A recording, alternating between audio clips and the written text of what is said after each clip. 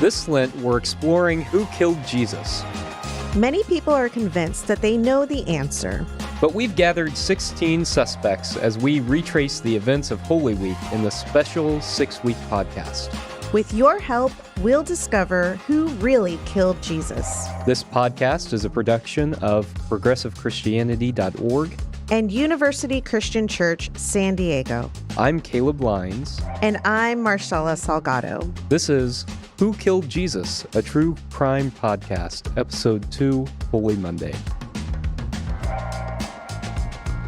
Welcome to the Who Killed Jesus True Crime Podcast, Episode 2, Holy Monday, where we are walking through the events of Holy Week, trying to decide who exactly killed Jesus. So last week we talked about Palm Sunday, and we walked through the events of that day as we saw on one side of town Pontius Pilate coming in with this great display of Roman force, and on the other side of town we saw Jesus coming in with his crew of peasants waving their palm branches in an anti-imperial planned demonstration.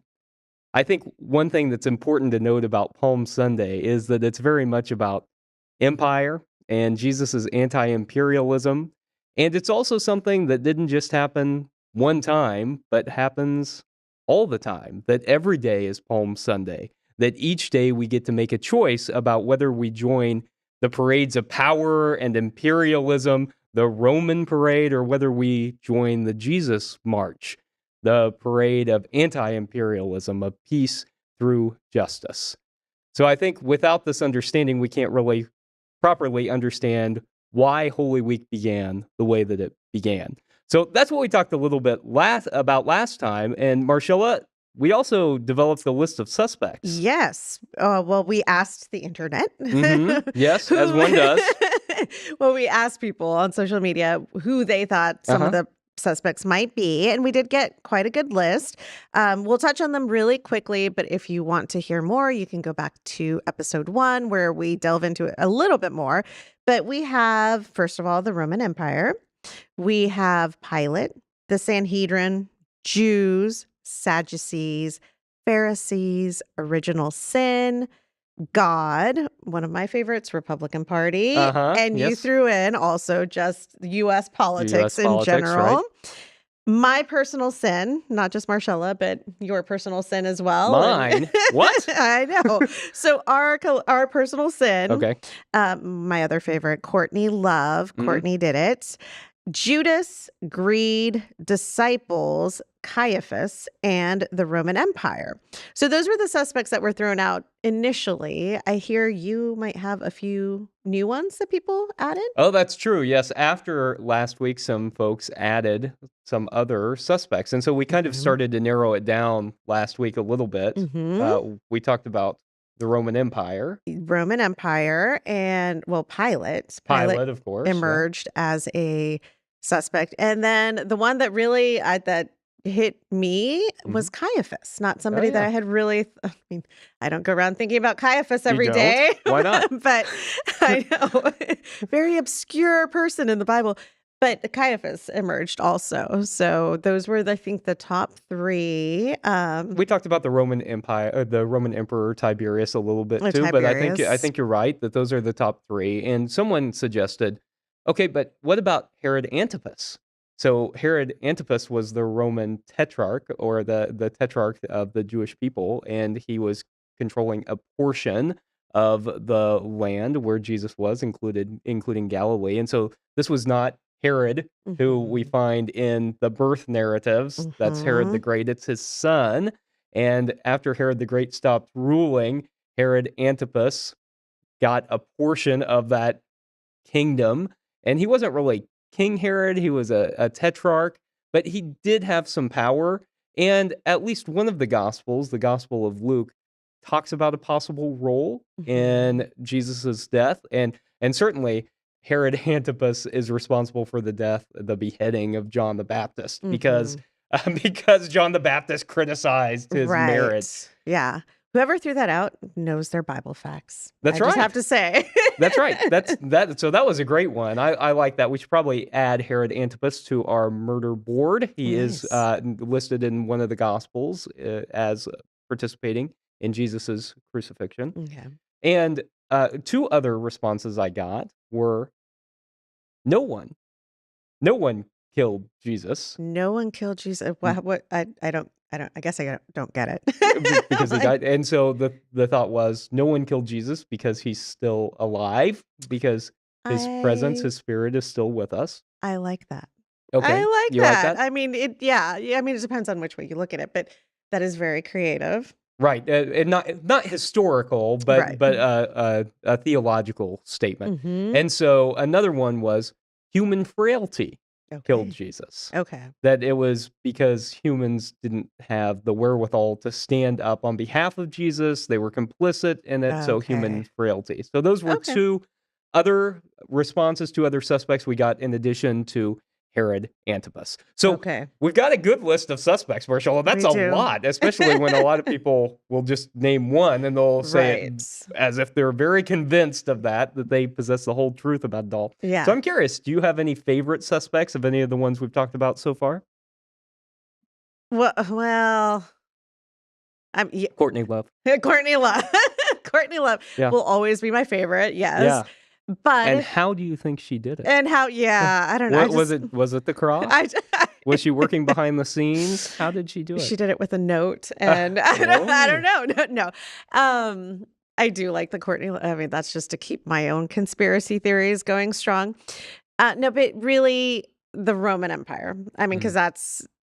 that's what I fall back on. But with 16 suspects, I think there's. I don't know. It's hard to choose from. There's a few Okay. that have popped up that Yeah. I hadn't really thought about. I Yeah. hadn't considered.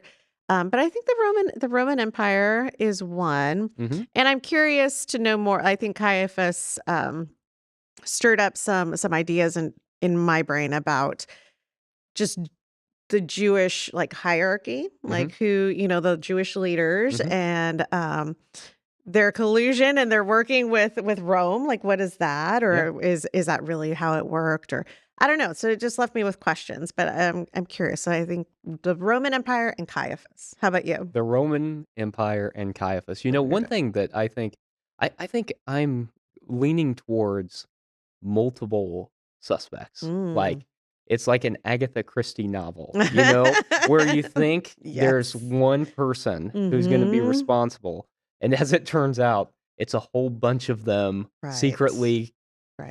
colluding together. And Mm-hmm. one thing that, as we are reading Borg and Crossan's book the last week, that I am reminded of is that there were a whole lot of forces working against Jesus, and Yeah. it's not real surprising that he ended up on that cross. Yeah. So I think I'm Indeed. leaning towards more suspects than I thought about when Nice. I entered. And Mm-hmm. so I think that's one of the things that's really good about reading these stories over and over again Yeah. and reading historians and scholars, theologians talking about this Mm-hmm. is that no matter how much we think we know about it, that there's always more to learn. Yeah. And we're 2,000 years removed from this. And Mm-hmm. people probably didn't know all the details even then. Right. Exactly. Yeah. And so coming back all these years later, I think there's a lot to learn. Yeah. So we've talked about Palm Sunday and some of the suspects that have arisen so far, but Mm-hmm. we're moving throughout the week. And one of the things we're doing in this podcast is retracing Jesus's last week day by day. Mm-hmm. And so we're moving on to Monday because in the Gospel of Mark, Mark sets the week out one day at a time, and he tells us what happens each day of the week. And so Right. Monday is the temple cleansing, as it's often called, or the temple The tantrum. temple tantrum. Like Do you like that? that image, the meme of Jesus just, throwing the table and it flying and, just words flying out of his mouth in anger. The whips. Yes, and the Achha! rips. Yep. Yes, Indiana Jones, Jesus. Oh, I like that. Indiana Jones, Jesus. There you He go. doesn't even have to search for the Holy Grail. He No, knows he where knows it is. exactly. He just used it the night before. I like that. And I like that meme that says, if anyone ever asks you what would Jesus do, remind them that losing your temper and turning over tables is always an option. Yes, I do like that one. Yeah. The temple tantrum. Yeah. But um I mean, what did you grow up thinking Uh, happened there? Or like what were mhm. you told? What were your Well, first of all, I don't think I ever thought much about it being during Holy Week. Okay, It yeah. was just because we didn't ever talk about it. Mhm. We talked about Palm Sunday, and as we talked about last week, we might hop into church for a Maundy Thursday Mhm. and then come back for Easter or something like that. But we didn't celebrate Monday in any way, and in the same way that most churches don't. And so I think I just thought that this was a part of one of the things that he did. I don't Mhm. think I realized the linear progression of Jesus's ministry in Mhm. which he was headed to Jerusalem. Because if you read through the synoptic gospels, Mark, Matthew, Luke, then Jesus is only in Jerusalem one time, and it's Mhm. this time. Right. Other than, if you read in the Gospel of Luke when he was a kid and he went into the temple for the Right. dedication stuff, but that's only in one gospel. In the Gospel of John, he goes to Jerusalem 3 times, and so Mhm. it's a little different. But I don't think I really realized that it was a part of what was going on in Holy Week. So I didn't Yeah. realize it was a part of the conversation at all, and I'm like, "Oh, they just made Jesus really mad." Jesus really Right. lost at that time. Right. Right. You make a good point. I hadn't thought about that. Even in reading it, I was Mhm. like, last week I joked, I'm like, did anything even happen on Monday? But, because again, Yeah. we go from Sunday to maybe Thursday, but, you go from Palm Sunday to Easter Mhm. Sunday and everything's good. You make a really good point. I never thought about it within the context of Holy Week, that it was something that Oh, yeah. happened during Holy Week. And just right now when you're talking, it kind of set a little light off in my head that's like, oh, that makes the event almost even more important. Mhm. And now having had read the chapter, like it really shifts, again, like or not shifts, but re-emphasizes this point that there was purpose in that week in Jerusalem. Mm. And then you made another point that I never really thought about is we don't talk. I mean, we don't. Growing up, I thought that Jesus spent a lot of time in Jerusalem. It's like Mhm. that's his hangout spot, Right, yeah. right? Like It's like we going to the mall. yeah, exactly. It's Go to the like, "Where are temple. you going Yeah. today?" Or "Jerusalem, we're dating the ourselves, temple, people hanging the out at the mall, the mall, mall." I know. you know? Exactly. And my kid would be like, "Where?" "Let's go to the mall." Oh, no. But, I mean, again, like, this adds to the Mhm. significance of the week, Yeah. of the location of Jerusalem in general, and now that you're saying that Jesus, didn't hang out there all the time, just the events of the week seem that much more important, and this event at the temple has always been important in my brain, but Yeah. in the context of Holy Week makes it I think elevates it a little bit more. I also think I thought that whenever Jesus went and overturned the money changer table, that, like, everyone thought, "Okay, well, you shouldn't be taking money in church, in a religious Mhm, institution," right? mhm. That they were exploiting people or something, trying to take their Right. money, and I don't that's not really what it was at all, as we'll talk about in a few minutes, and I also pictured, I think, just, like, a couple of tables in, like, a church lobby. Mhm. That's Right, like that was my yes. experience of religious institutions, right? And Yeah. so I grew up in this rural church, and we had a little lobby as you were entering, and there was, like, a table there, Mhm. and so that was my mental image, was somebody just sitting out there at Yeah. a table and Jesus just turning it over, which also wasn't really very accurate. Yeah, yeah. But I think those are the images that we were told and kind of Mhm. given, I mean, I'm sure I feel like there was a sermon or something in there, or at least storytelling Yeah. about what happened in the temple, and so that was the kind of the narrative I was given, like people were selling things there, and Jesus didn't like that they were taking Mm. advantage of people or selling, or Yeah. even that they were selling little animals for sacrifice. He Right. didn't like that, so Because he was the because sacrifice. yes, That's because he was the the sermon ultimate we get. Yeah. exactly. So that really, I mean, I knew this and I studied this at one point, but Yeah. again, like it's easy to fall back on ideas that I grew up with Yeah. sometimes more than what I've learned is historically accurate Yeah. or even prophetically accurate, Yeah. like this combination of, prophecy and history and just like Jesus knew what he was doing. I didn't get that story though. I got a very different like just what was happening. The narrative doesn't fit with what I'm learning here, but Yeah. I think that's important, Marcella, is, we call that embedded theology, the mhm. theology that we learn when we're young. And sometimes no matter how hard we work to get rid of that, Mhm. it can stay with us for a long time, Oh, and it's hard to dismantle. yeah. So, there's a lot to talk about when we're thinking about Holy Monday and Jesus going into the temple. So let's take just a quick break and get into more of the details.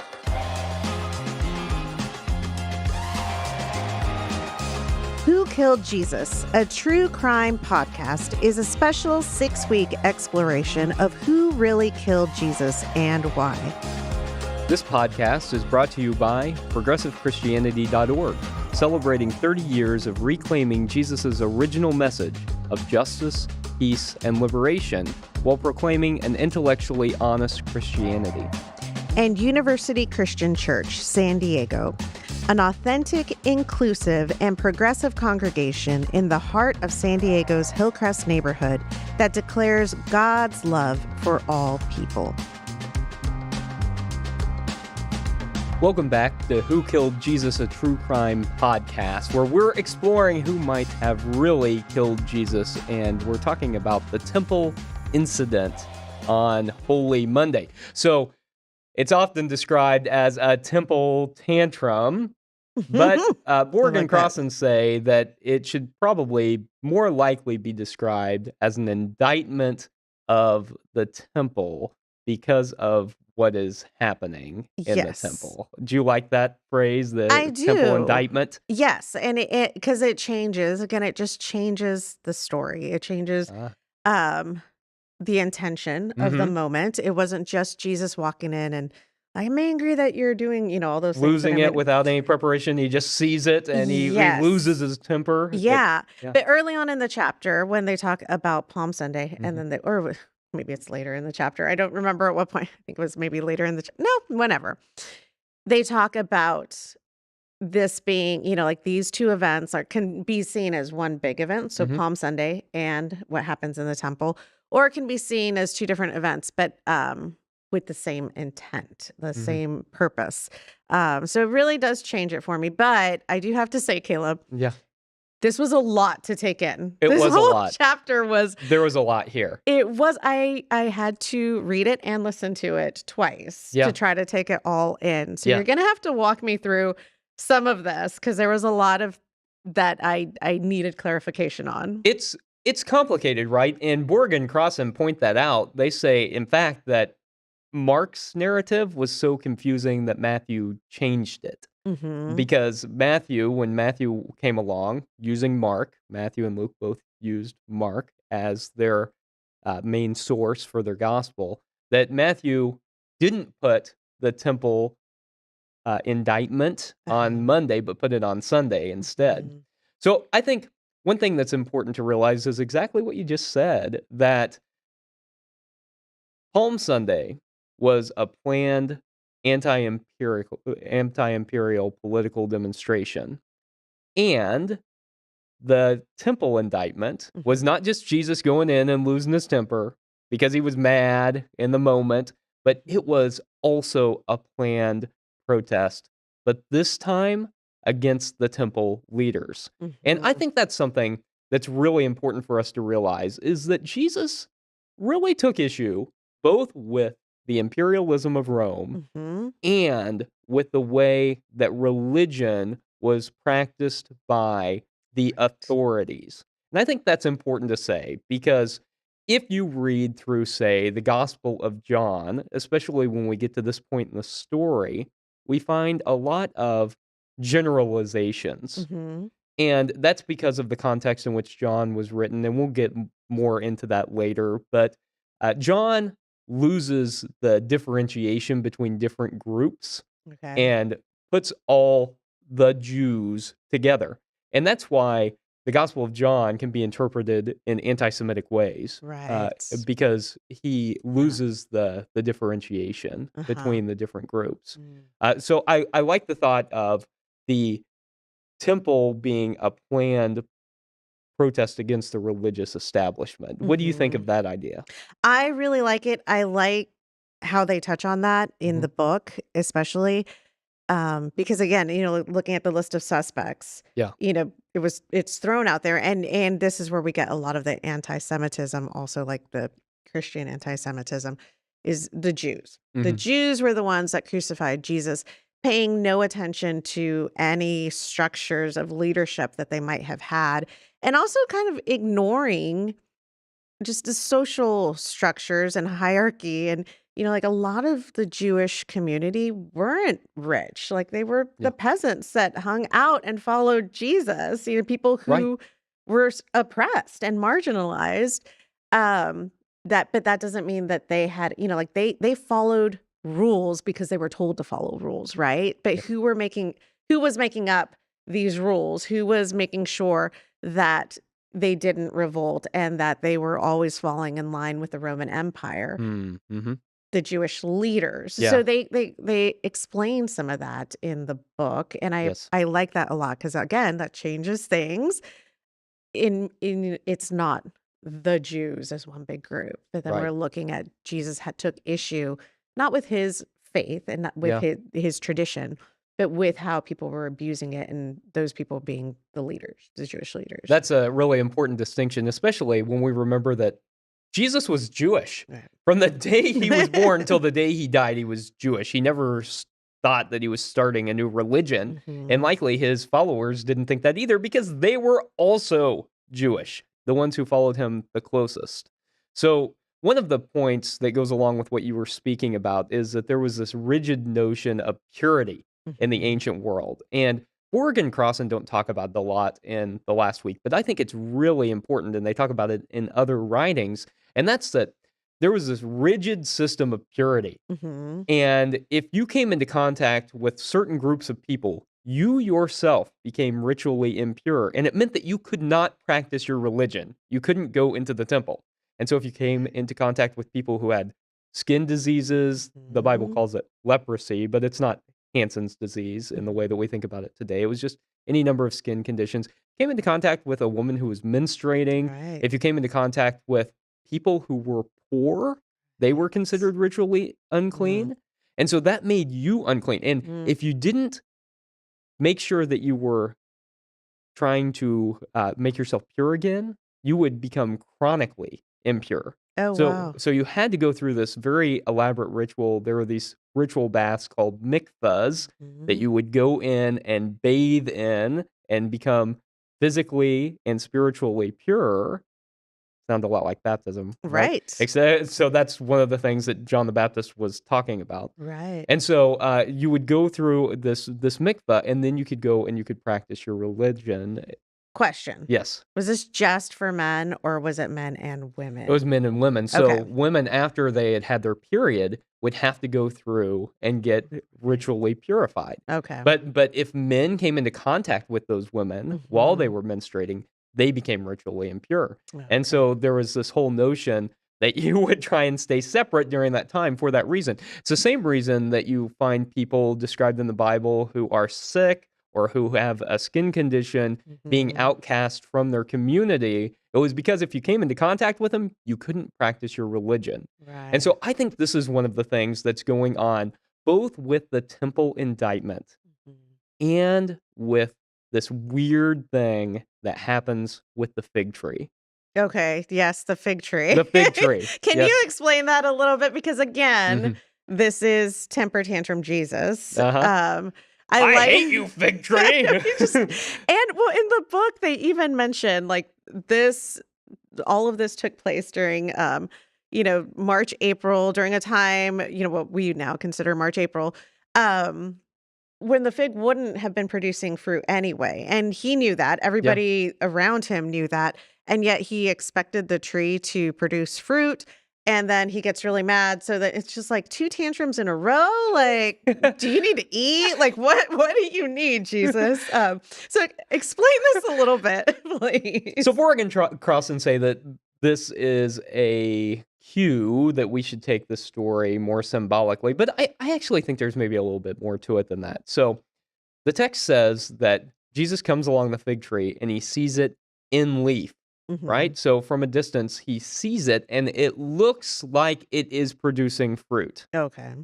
But then he goes up to it and it isn't actually producing fruit.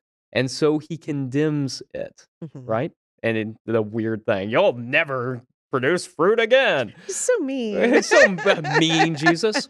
So the fig tree isn't actually a fig tree.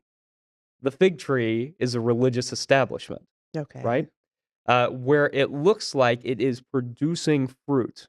It has all the exterior signs that it is producing fruit, but it's not. And so that's the indictment of the purity system that Jesus is giving. It has all the external signs that it is going to help you connect to God, has all the external signs of religiosity, and yet it's inauthentic. And yet it doesn't actually help people to connect with God. And so he talks over and over again about like the people who just stand up praying, who make a big show of their faith and yet don't actually have their faith. That's the indictment of the purity system that he's giving. And I don't know, Marshela, I bet if we put our minds to it, we might be able to draw some parallels between that and maybe the U.S. politics version of events today and on our murder board. Yeah, I think so. I think it sounds vaguely familiar. Churches claiming a lot of stuff, but producing fruit, but not really producing fruit, and false religiosity. Yeah. I think so. I think that would be. I mean, again, well, first of all, I'm a little bit surprised. I'm like, are you saying this is simply symbolism? Are you saying this didn't happen? It's a story that Mark wrote, because again, growing up, I was led to believe, once again, I need to clarify, not by my family, but by the church I went to, that all of these stories, like this is what happened. These are these aren't stories. These are like actual like historical documents of Jesus's life. But in reading the book and in talking to you and just, like obviously in my studies, but especially going back to the book, it's like, these are symbols. These are stories. Yes, and I would maybe draw a distinction here. I would say that all the stuff about the fig tree is symbolism. I think that there very likely was a temple demonstration. I don't think that it was likely to the degree that we often think about, but I think that there was at least a minor disturbance at the temple, some kind of a protest. It might have gone mostly unnoticed in the same way that the Palm Sunday parade went mostly unnoticed, because it was taking place in this place called the courtyard, the court of Gentiles. And it was this 24-acre outer court. So even if Jesus had all of his disciples involved, there wasn't really a way to shut that down. Right. I did like that very much. And Borg and Crossan do mention like the Vietnam War, when some of the protesters would go in and, throw blood on draft papers or draft letters or but those symbolic acts. So, and people, as we're engaging in activism, a big question that sometimes I received like in my 20s when I was a lot more active too was like, what's the point of that? Why, like, you're not going to stop anything from happening. And the point is it's symbolic. Like, we know that this isn't but maybe we'll get somebody's attention. And we're making a statement. We're making a statement against, the systems of power. And the fact that that's what he was doing, like he didn't shut the whole temple down. It's not like all of a sudden every single table was overturned and we can't do business today. Like, we're closing the temple down. Thank you, Jesus. It really was more of a, for him, it was something that was important. And he was making a point, right? For the people who did notice. I liked that. I liked hearing that. And I liked activist Jesus, I like that. That's much better than temper tantrum Jesus, activist Jesus. Yeah, I like that. And so they come out of the temple and then they see the fig tree has died. And that is also symbolic, right? They're probably wasn't this fig tree, but it's the author giving us narrative about this, Mhm. interpretation of this, that Jesus had then cast judgment on the temple authorities. Mm. And so a couple of Right. groups from our suspect list to lift up at this point, I think, are both the Pharisees, who really became strict about purity laws, Mhm. and the Sadducees, who were priests closely associated with the temple. Mhm. And so I think both of these people have a role in the things that we were just talking about. But there's another element that Borg and Crossan spend most of their chapter talking about, which is not just this purity system, because they don't go into that in the same detail that we just did, but Mhm. they talk about the collusion of the Right. temple leaders, in this case, Sadducees and high priest Mhm. Caiaphas, right,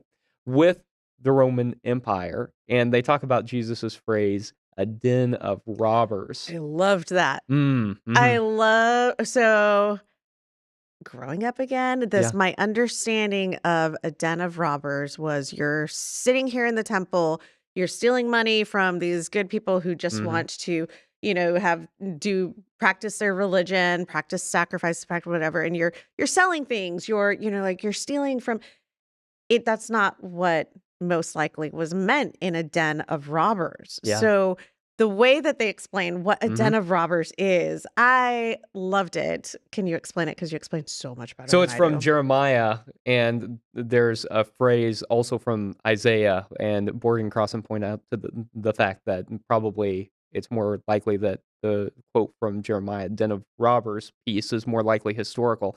And so the Mhm. den is a place where you go to hide away. And so Yeah. you've got these colluders with Rome who are oppressing their people, who are stealing their money, Mhm. right? Who are actively oppressing the people, who are hiding away in the temple, like a Mhm. den, like foxes in the den. Mhm. And in that case, Jesus is saying that people are using their religiosity to disguise what they're doing as they hide away. And Right. I think ultimately, when we get right down to it, that's what Holy Monday is about. It's Mm. about condemning false religiosity. Right. It's an indictment of the religious leaders. Again, Mhm. not Jews in general, the religious leaders of his day who were imposing purity system, who were hurting the people that they were supposed to be standing up for.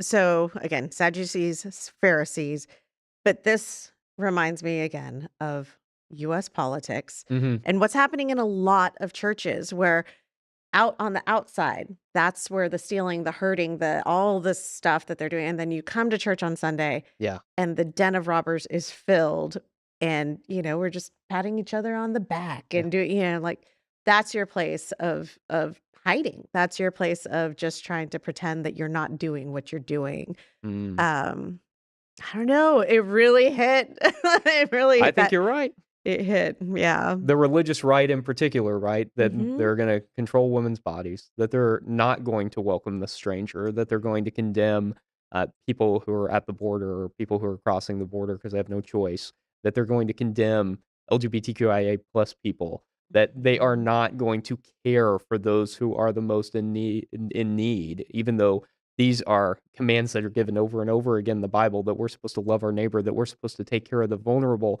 and yet they hide behind this religiosity. They Right. come to church where they can sing nice hymns with nice people and Yeah. only do that on Sunday morning and then lead the rest of their lives as if Yeah. they're not Jesus followers, Yeah. because they're not. Yeah. And Yeah. so I think that Holy Monday is all about condemning exactly that. Yeah, that was powerful. That is powerful, especially looking at it as day by day during Holy Week, but to know that once again, Jesus did it with intention. There was intention behind his act in the temple, and it's a very powerful statement. It's a very powerful statement, and it's so much more powerful than just thinking like, yeah, Jesus got angry. I can get angry too when things aren't right or when people are doing wrong. It was far more than that. Jesus, I mean, was calling his followers and himself to stand up to Yes. systems of oppression, which that right there, that purity system not only sounds oppressive, but Yeah. it's, to stand before somebody and God Mhm. with all these things that were most likely very difficult for peasants to live up to. Yeah. Like, how do you, as somebody who's sick, you're not allowed to be with other people. I mean, like all these standards are just really rough. So there is intention to it, and I like it There because is an intention it's to it. It was powerful. planned. They were both planned, and I think that's important for understanding the events of Holy Week. Mm. So we've gone through Holy Monday today, and I think learned a lot and gotten some great suspects. Next week, we'll go through both Tuesday and Wednesday, the most forgotten about days, Marshella, and Nothing Holy Week. happened. You can't convince me that anything happened. We'll find out if that's really true or not next time on Who Killed Jesus, a true crime podcast.